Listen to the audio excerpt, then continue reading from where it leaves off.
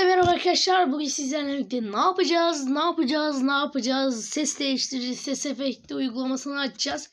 İşe yarıyor arkadaşlar. Hatta size göstereyim. Beğenmezseniz yüklemezsiniz yani. Ben yükledim. Sesimi değiştireceğim. Bakın şimdi. Video kapandı zannettim var ya. Video ters durabilir arkadaşlar. Şu reklamı geçeyim. Bakın bak burada açmıştım arkadaşlar, bakın.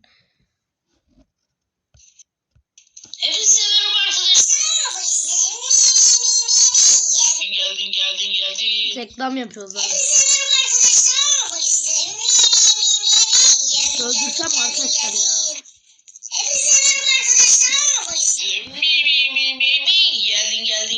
Geldin. Hepinize merhaba arkadaşlar. Bu size Geldin. Hepinize merhaba arkadaşlar. Bu size Geldin.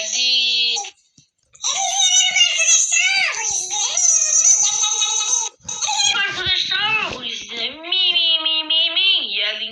Geldin.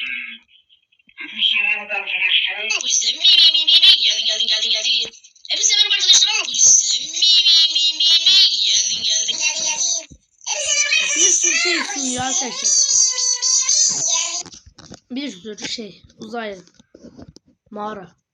Geldin.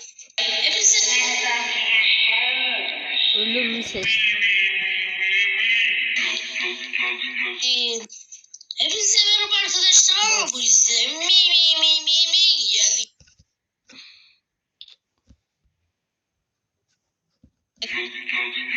Arkadaşlar aslında biraz daha sunması lazım. Biraz daha sunması lazım arkadaşlar. Neyse, bu videomuzda bu kadardı arkadaşlar. Kanalıma abone olup like atmayı unutmayın. Bakın uygulamanın adını hemen göstereyim.